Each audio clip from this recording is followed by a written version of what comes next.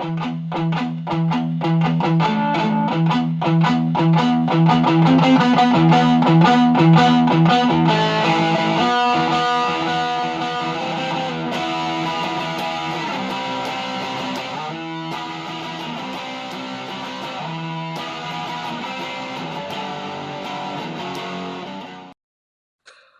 everyone, to our Fantasy Knuckleballers show. My name is Aaron. Joining me is Justin and Rich. Hey, guys. Today What's we're up, going to be everybody? have several different things to talk about, and let's get started.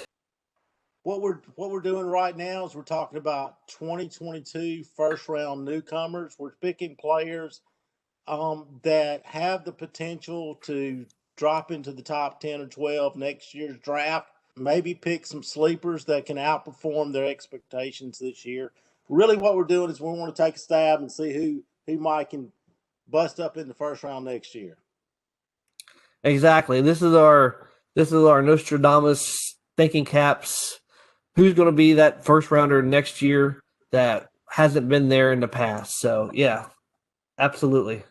Yeah, and don't think of it as why do I care about next year? Well, the reason they would be in the first round next year is because they have a really good year this year. So Absolutely. Start us off, Justin. all right, so the guy I'm picking is Keston Hura. High pedigree guy. He always been a good prospect. Did not have a good 2020 year for most people. I'm discounting 2020 for many reasons. But if you go look at his, he's one of those guys that does have a good track record. He's got good power. He's got good speed. And if you take, for example, if you take his 2019, if you average that out over 600 bats, you're looking at a 30 home run, 20 stolen base guy. And on top of that, he's always been a good hitter, good contact hitter, always had a good average. If it comes together like I think it will this year, he's going to be a guy that's, I believe, can be right there in the consideration of a first round pick for next year. He has that potential. I think if you look at Steamer has him for 29 homers and 11 stolen bases, 253. Bat X has him for 34 homers and a 258 batting average with 10 stolen bases. So he definitely has that elite power skill, and he plays at a position that's not known for power. Yeah, I like the pick here. However, in 2020, I know you're discounting the stats. He did actually step back in 2020. In all fairness, Christian Yelich took a big step back in 2020. So as long as you're okay with taking him with a grain of salt, he is in a good situation because he's batting fourth behind Christian Yelich and probably a few other big bats in that lineup. He should get a lot of RBIs. He'll probably reach that 25 to 29 home run plateau. He's another guy that's also going to get the face Pirate pitching several times this year, so we can't forget about that. Yeah, like I said, if I would be more comfortable with this pick if Milwaukee goes and signs another couple bats from that lineup. They are losing Ryan Braun, and you can question whether or not that's a major downgrade or not. Milwaukee has been known to pick up those 1 year rentals late in the off season. So if they're able to do that here in the next month or two, and they add a little bit more bop to that lineup, then yes, I think the pick is definitely solid. You're not going to find very many second basemen with that power. So from that perspective, he's going to be one of the top second basemen in the draft.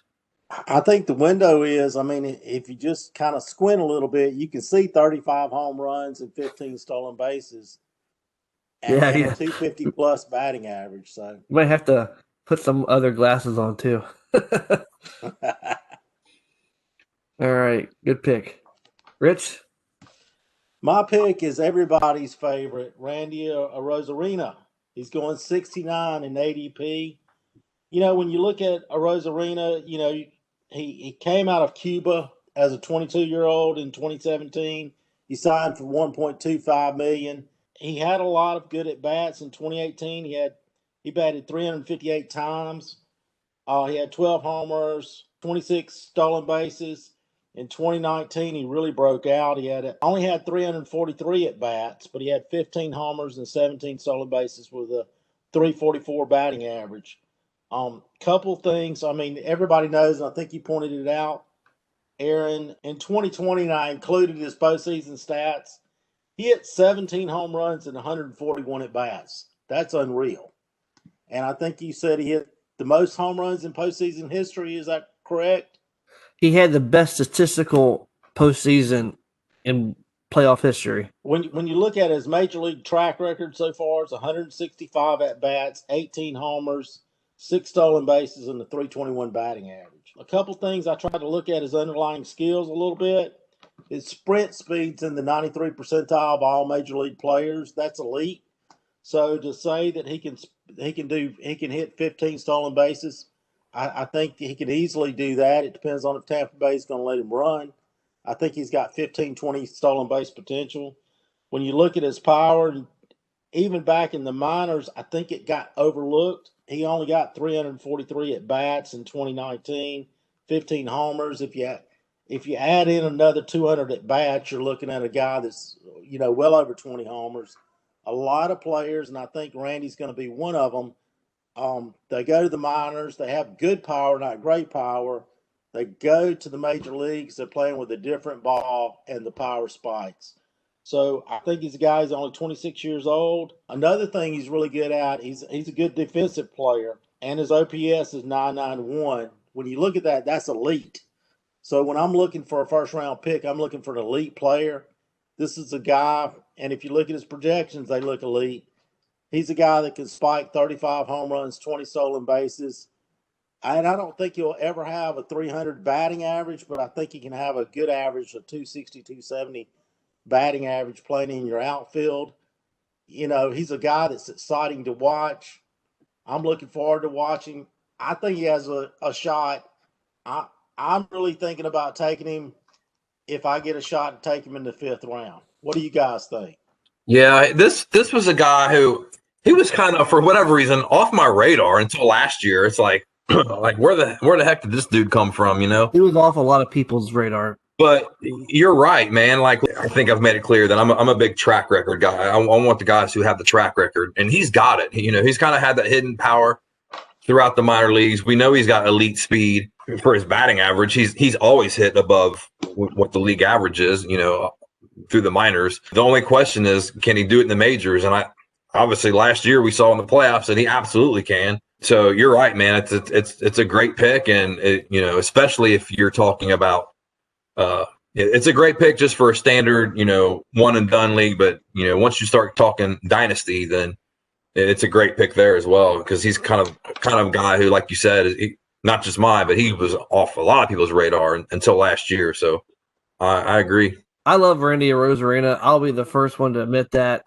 I think what he could do is something special. Not a lot of people can do that.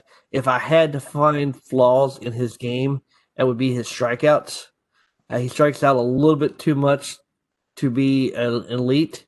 If he's able to cut down on those strikeouts, yeah, he could take that next step. You were saying about being off people's radar. I think he was always a little bit old for the league he was playing in because he came from Cuba and he started at 22.